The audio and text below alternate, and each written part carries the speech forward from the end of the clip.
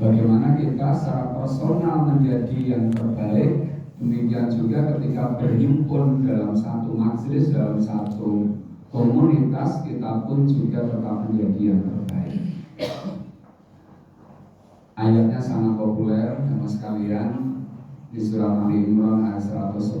Insya Allah kita semua sangat hafal dan paham.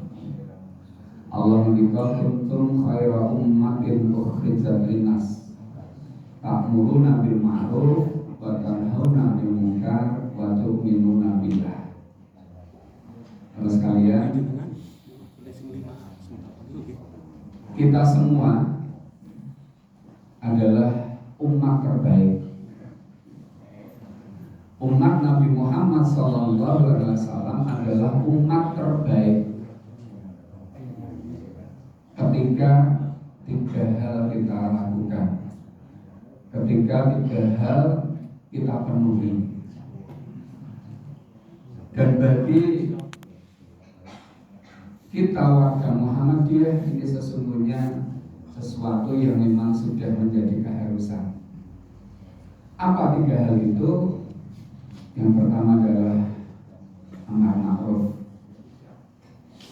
yang kedua nahi munkar, dan yang ketiga kita harus tetap menjaga dan mengokohkan serta meluruskan keimanan kita, mempertahankan iman kita sampai akhir hayat.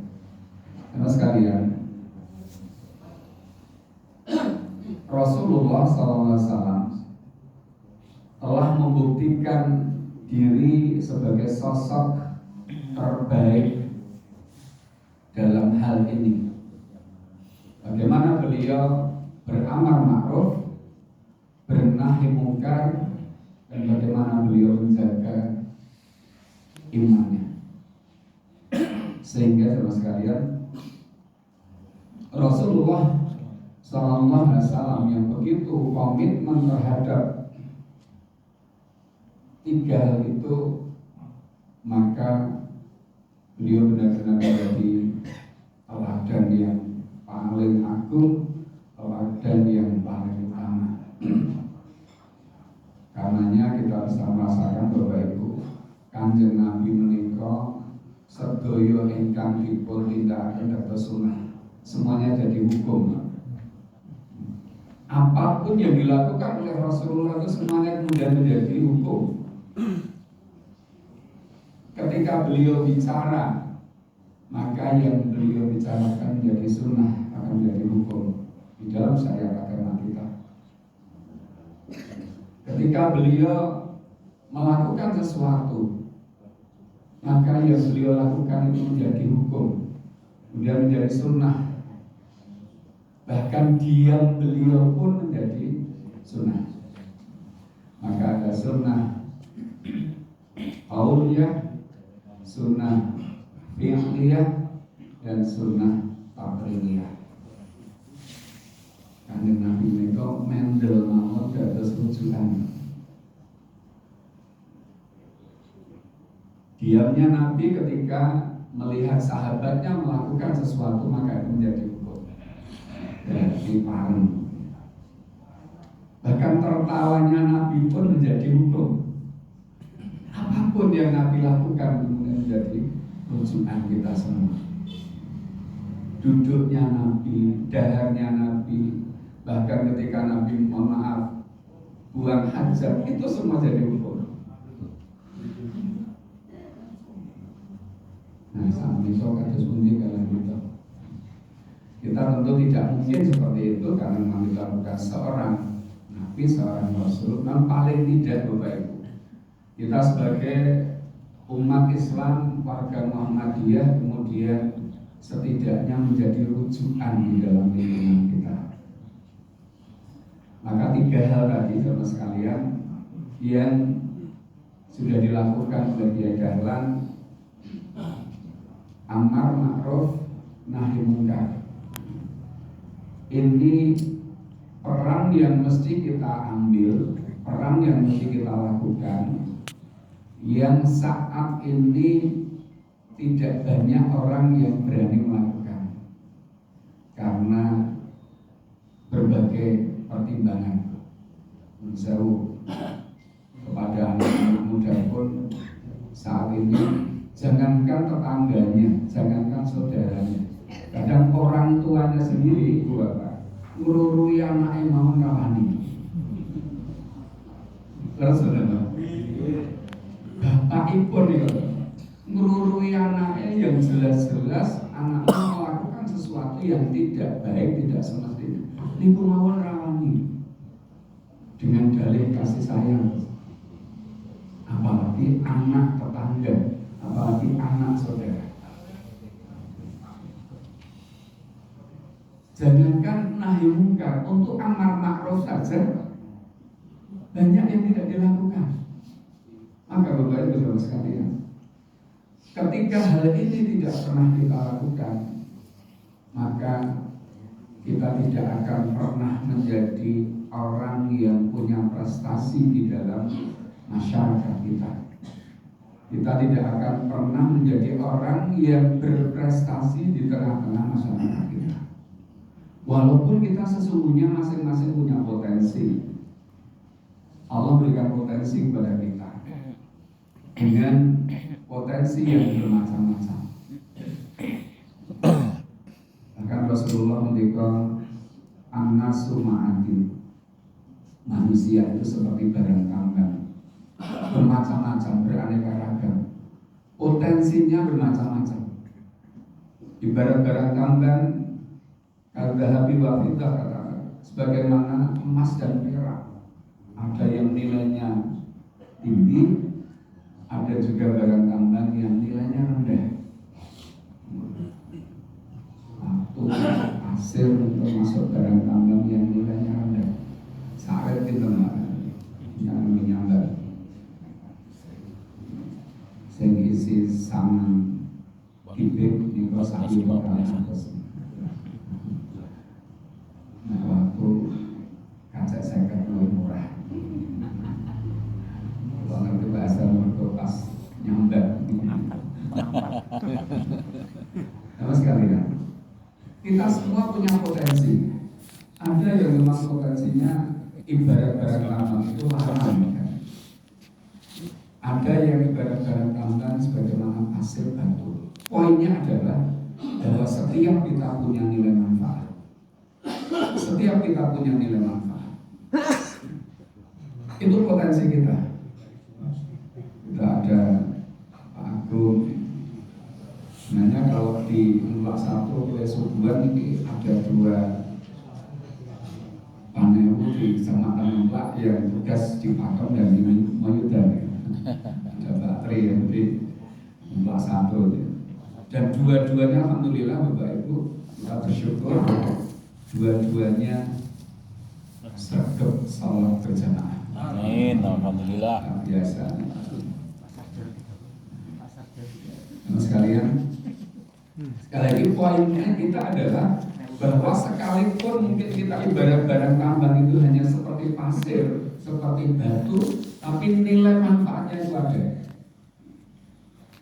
Nilai manfaatnya besar. Maka gunakan potensi yang ada pada diri kita untuk kemanfaatan. Karena apa? Potensi itu akan menjadi prestasi ketika bermanfaat bagi orang lain. Tapi Bapak Ibu, adik-adik, kemudian ada yang muda-muda, kita bersyukur betul Bapak Ibu, ketika di masjid itu ningali canom niku rasane wong tuwa niku seneng kok. Mereka termasuk makhluk langka.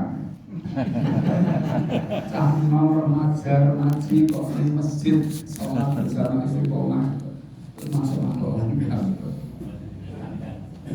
Itu di beberapa tempat di masjid-masjid kita Bapak Ibu. Kalau subuh itu ukur 40 itu kembali 0 itu kata.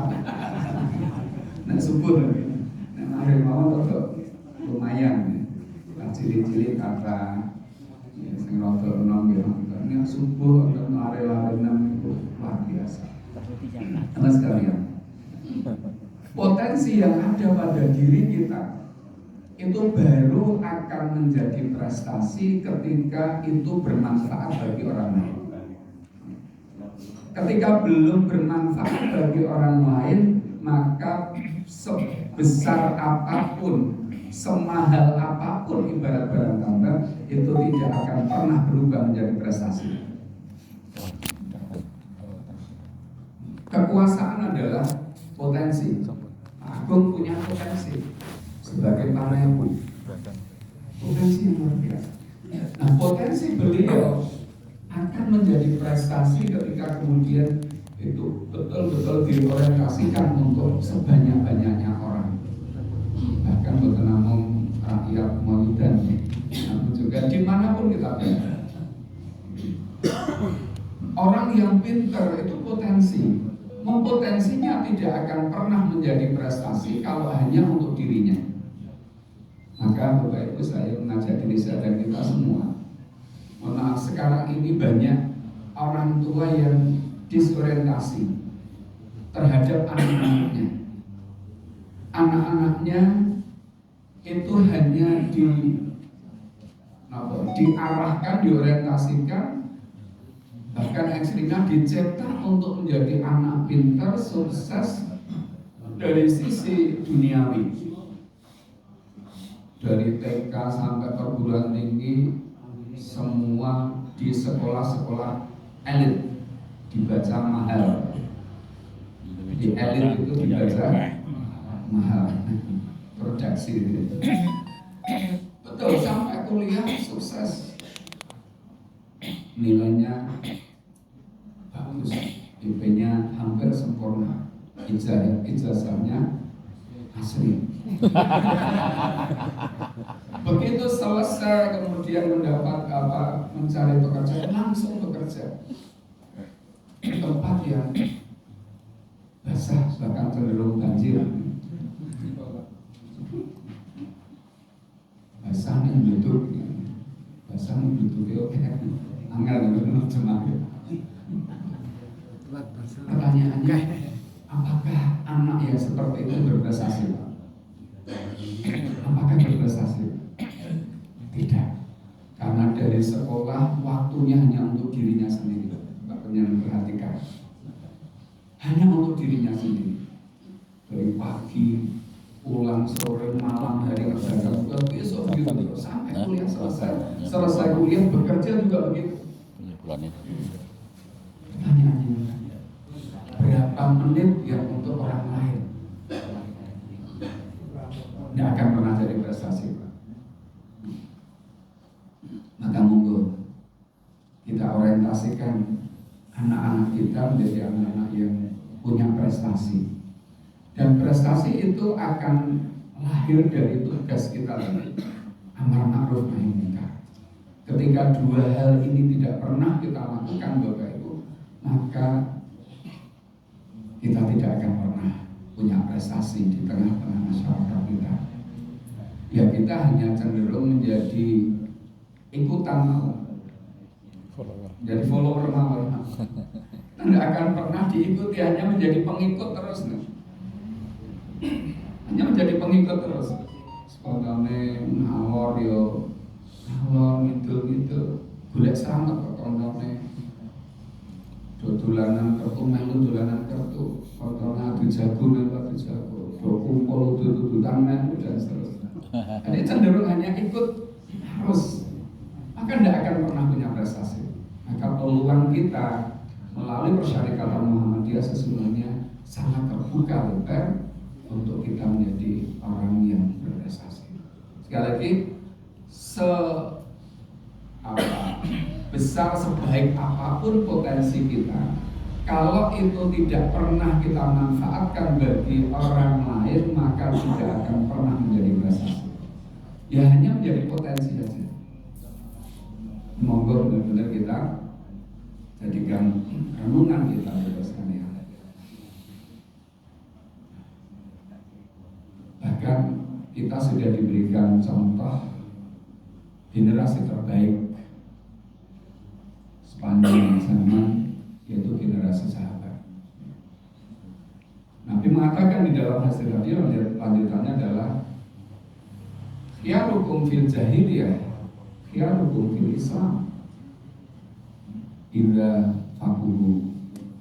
Jadi orang-orang mulia di zaman jahiliyah, orang-orang yang punya potensi besar di zaman jahiliyah, maka dia akan tetap menjadi yang terbaik di masa Islam. Idza faquhu, apabila dia paham,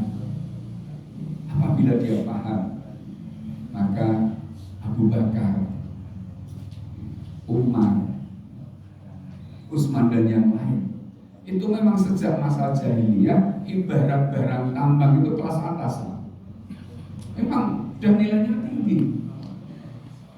Kemudian dia menjadi muslim, dia paham, maka mereka tetap menjadi yang terbaik. Sementara ada yang ibarat barang tambang itu juga mahal, tapi dia tidak paham. Siapa? Abu Jahal, Abu Lahab, Abu yang lain.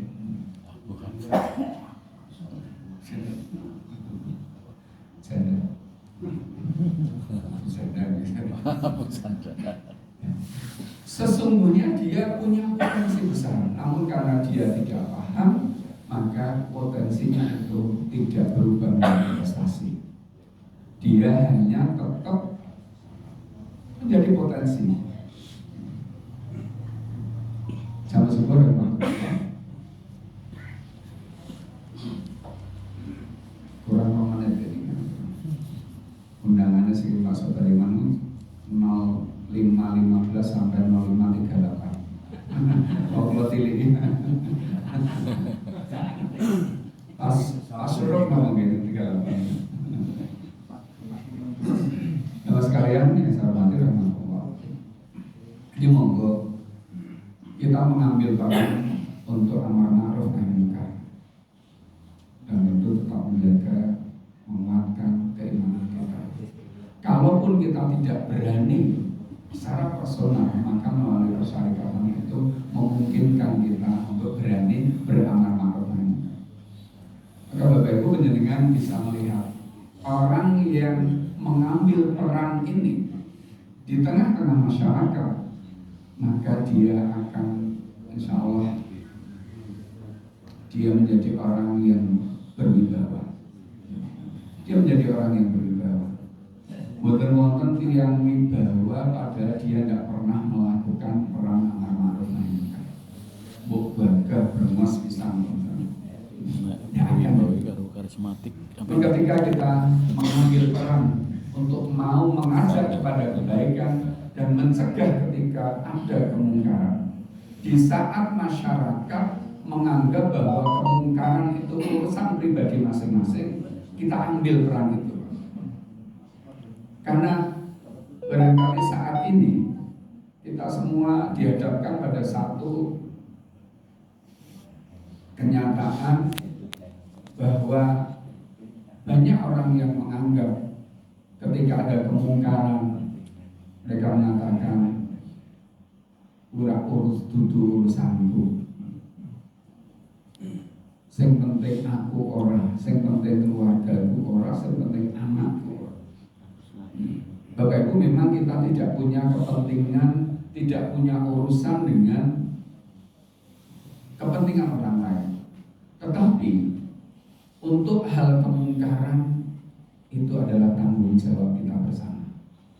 Untuk urusan kemungkaran, Nabi tegas mengatakan man ra'a minkum munkaran falyughayyir. Siapapun yang melihat kemungkaran maka ubah. Biyadihi, dengan tangan, dengan kekuasaan. Pak Nehru luar biasa, punya kekuasaan dalam satu kapanewon. Pak Ilham yang statik, kalau tidak mampu dengan kekuasaan, dengan tangannya, tapi lisan, dengan lisan kita, dengan nasihat yang baik, yang bijak, yang ma'ruf. Pak Ilham yang statik, dengan lisan pun tidak sanggup, tidak mampu, maka pakai dengan hati. Mengetahuilah Bapak Ibu, ketika Rasulullah mengingatkan saja, merubah kemungkaran dengan hati itu al-abul iman, selemah-lemahnya iman. Rabu kemarin Selemah-lemahnya Suan Ustadz Sukri Fatul. akan kemungkaran musuh astagfirullah ampun ngipun ini berita paling isor, berita paling bawah, dan itu selemah-lemahnya iman. Nah, berarti Bapak Ibu, mayoritas umat Islam itu imannya lemah. Kalau kita kembalikan ke konteks ini, ketika ada kemungkaran menawar Yang takut mengelus duduk karena takut. Tentang anak sekarang ini sekarang anak mesin calon betul. Dirului betul kenal. Maka kalau kami melihat itu lewat kami, lewat memang kita berusaha berbuat. Oh ya, kita dengan nasihat yang halus, yang bijak. Peran ini jangan kita tinggalkan sekali. Itulah yang diajarkan kita, dan itulah yang diamalkan oleh beliau. Ingat, dengan melaksanakan mengambil peran amar ma'ruf nahi munkar, itu kita menjadi umat terbaik. Maka kalau kita tidak ambil peran itu, ya kita tidak akan pernah menjadi yang terbaik. Monggo aja sangat dari saya dan kita semua untuk mengambil peran secara aktif. Kita terus beramal, Bapak Ibu, dimanapun kita berada, kita terus beramal. Terakhir, ketika suatu saat Nabi menjelaskan tentang takdir terhadap para sahabat-sahabat beliau, maka para sahabat pun ternyata tidak sedikit yang belum betul-betul memahami. Mereka bertanya, lantas untuk apa kita beramal? Apakah kita masih perlu beramal kalau semua itu sudah ditetapkan oleh Allah jauh sebelumnya? Maka Nabi menyuruh beramal. Kita dituntut untuk terus berbuat, karena dengan kita beramal itu setiap orang akan dimudahkan menuju takdirnya. Setiap orang akan dimudahkan menuju takdirnya. Dan dengan itu Allah akan betul-betul memberikan kemudahan terhadap hal-hal yang kita lakukan itu. Jadi kita tidak boleh berhenti untuk beramal. Kita harus terus berbuat sesuai dengan potensi kita masing-masing. Kalau sekalian Allah, barangkali itu yang bisa saya sampaikan. Cekap ya Pak sebenarnya. Ini pun sambil mau makan bola.